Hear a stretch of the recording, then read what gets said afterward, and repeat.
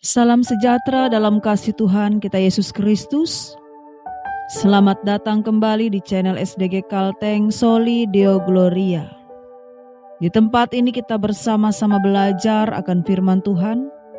Kita dikuatkan oleh pengajarannya dan diperlengkapi untuk hidup seturut kehendak-Nya. Kami percaya setiap khotbah dan renungan yang dibagikan akan menjadi berkat, akan meneguhkan iman serta menuntun kita semakin dekat kepada Kristus. Mari Bapak Ibu Saudara sekalian, kita mempersiapkan hati dan pikiran kita agar kita boleh senantiasa fokus kepada pendengaran akan firman Tuhan. Kita masuk dalam saat yang teduh. Mari kita berdoa. Ya Bapa yang penuh kasih, pada hari ini kami datang ke hadapan-Mu dengan hati yang rindu akan firman-Mu. Kami percaya hanya firman-Mu yang sanggup menguatkan kami, baik di tengah gelombang kehidupan yang datang silih berganti. Bukalah hati dan pikiran kami ya Tuhan, supaya setiap kata yang disampaikan bukan sekedar suara manusia, melainkan sungguh menjadi suara-Mu yang hidup, yang tentunya menegur, mengajar, menguatkan, dan membimbing kami. Jauhkan hambatan, jauhkan pikiran yang melayang, dan tenangkan hati kami, agar kami dapat mendengar dan merenungkan firman-Mu dengan penuh kerinduan. Pakailah hamba-Mu yang akan menyampaikan kebenaran firman saat ini. Biarlah nama-Mu saja yang dimuliakan, dan kami boleh menyerahkan pemberitaan firman saat ini hanya ke dalam kuasa-Mu. Amin. Yeremia pasal 5 ayat yang ke-18 hingga ayat yang ke-31. Diberi judul bagi kita, Gelombang Kehidupan Iman. Shalom Bapak Ibu Saudara-saudara yang dikasihi Tuhan. Perhatikan sebuah kapal kecil di laut lepas. Gelombang yang datang tidak bisa dihentikan. Kadang air laut begitu tenang, tetapi tiba-tiba bisa bergemuruh, menghantam, bahkan membuat kapal menjadi oleng. Ada kapal yang mampu bertahan, tetapi ada juga kapal yang menjadi karam. Hidup kita pun sama. Ada saatnya gelombang ujian, gelombang penderitaan, gelombang godaan, bahkan gelombang ketidakadilan. Pertanyaannya, apakah kita akan menjadi jemaat yang karam ditelan gelombang? Ataukah kita akan bertahan dan justru menjadi lebih kuat serta mandiri karena gelombang itu?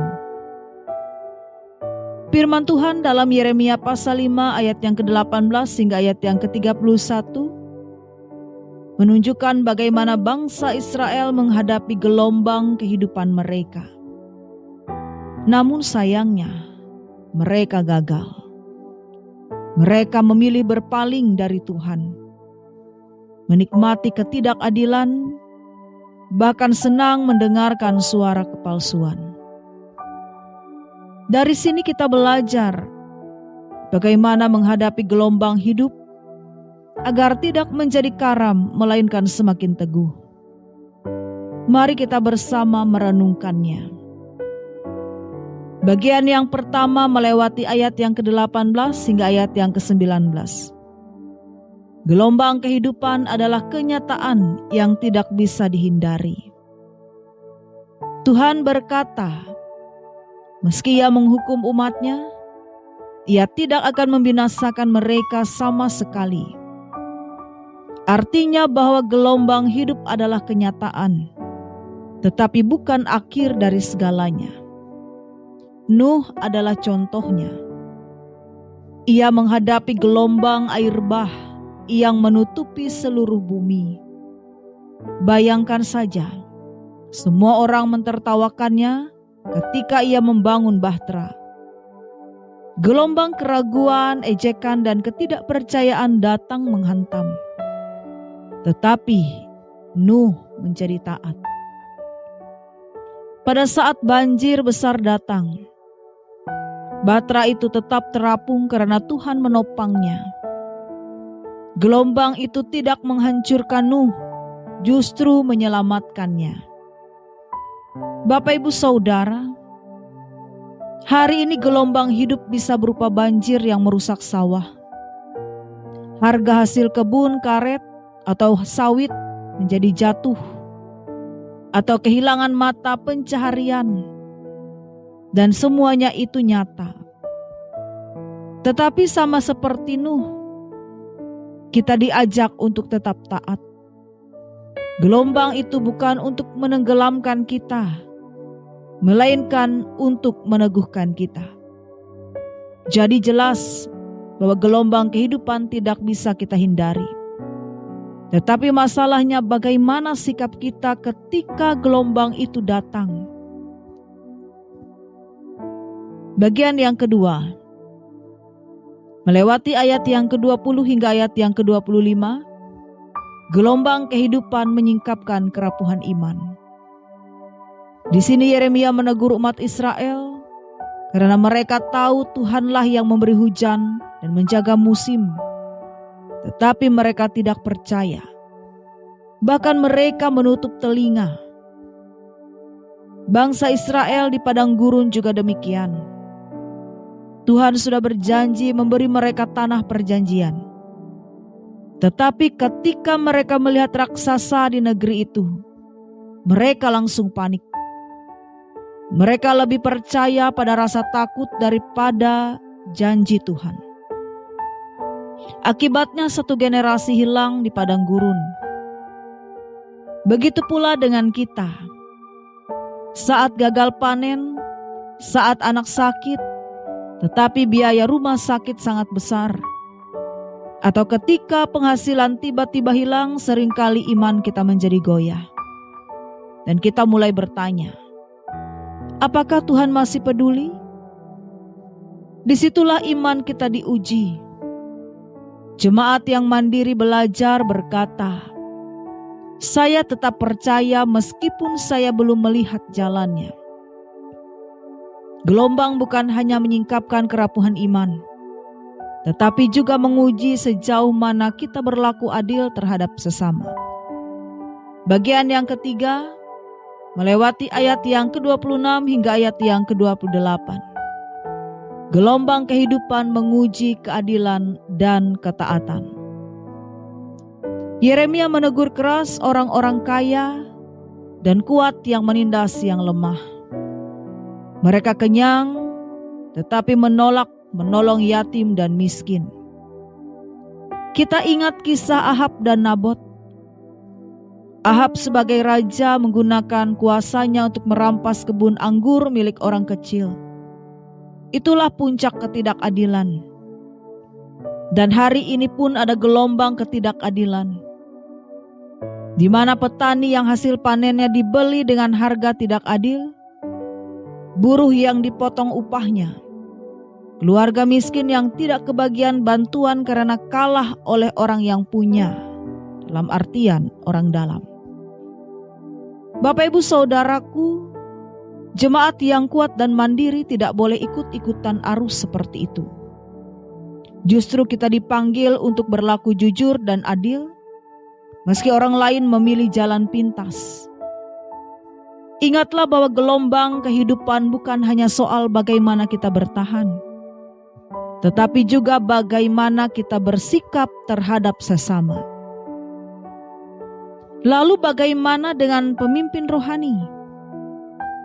Disinilah gelombang kehidupan juga menguji kualitas kepemimpinannya. Bagian yang keempat melewati ayat yang ke-30 hingga ayat yang ke-31. Gelombang kehidupan menuntut kepemimpinan yang benar. Yeremia menutup dengan keluhan pedih.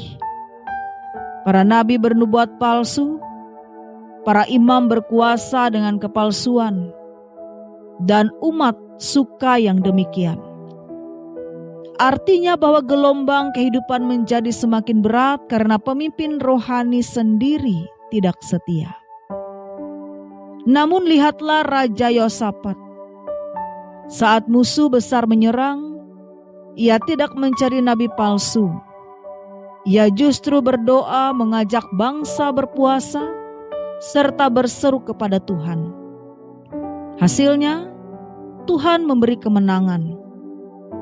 Di masa sekarang banyak suara yang kita dengar. Motivasi yang kosong, ramalan, bahkan berita palsu di media sosial. Semua terdengar manis, tetapi belum tentu benar. Jemaat yang mandiri berkata, "Saya mau cek dengan firman Tuhan. Apakah ini sesuai dengan Alkitab?" Itulah cara agar kita tidak hanyut. Jadi Bapak Ibu Saudara, dari semuanya ini kita dapat melihat bahwa gelombang kehidupan bukanlah sesuatu yang harus ditakuti. Justru disitulah kita ditempa. Saudara yang terkasih, gelombang kehidupan tidak bisa kita hindari. Tetapi melewati Yeremia pasal 5 ayat 18 hingga ayat yang ke-31. Hari ini kita bersama belajar. Seperti Nuh, gelombang bisa menjadi jalan keselamatan bila kita taat. Seperti halnya Israel di padang gurun, gelombang menyingkapkan rapuhnya iman. Seperti kisah Ahab dan Nabot, gelombang menguji keadilan kita. Dan seperti Yosafat, gelombang menuntut kita mencari Tuhan dengan benar. Mari bersama kita hadapi gelombang hidup ini, bukan dengan rasa takut, melainkan dengan iman. Jangan hanya menjadi jemaat yang ikut arus, namun jadilah jemaat yang kuat, jemaat yang teguh, dan jemaat yang mandiri di dalam Kristus. Yeremia pasal 5 ayat yang ke-24 berkata, "Marilah kita takut akan Tuhan Allah kita, yang memberi hujan pada masanya, hujan pada awal dan hujan pada akhir, dan yang memelihara bagi kita minggu-minggu yang ditentukan untuk panen." Ayat ini menegaskan bahwa di tengah gelombang kehidupan, kunci kekuatan kita adalah takut akan Tuhan dan menghormati Dia dengan taat kepadanya, dan percaya bahwa Dialah yang memelihara hidup kita dari awal sampai berakhir. Bapak Ibu Saudara yang dikasihi Tuhan, hidup ini bagaikan mengarungi lautan luas. Gelombang akan selalu datang, kadang kecil, kadang besar, kadang mengguncang hati dan iman kita. Tetapi jangan takut. Ingatlah bahwa gelombang itu bukan untuk menghancurkan kita, melainkan untuk membentuk kita menjadi lebih kuat. Jemaat yang dewasa, mari kita berdiri teguh, tidak mudah digoyahkan oleh suara kepalsuan. Tetapi bagaimana kita hidup mandiri di dalam firman-Nya. Bukan menjadi jemaat yang rapuh, tetapi jemaat yang kokoh, berakar di dalam Kristus dan menjadi terang bagi dunia. Gelombang kehidupan mungkin datang, tetapi Tuhan Yesus adalah nahkoda kita. Percayalah, bersama Dia kita pasti selamat. Amin. Mari Bapak Ibu Saudara kembali kita bersatu di dalam doa. Ya Bapa di dalam surga, kami bersyukur karena Engkau sudah berbicara kepada kami.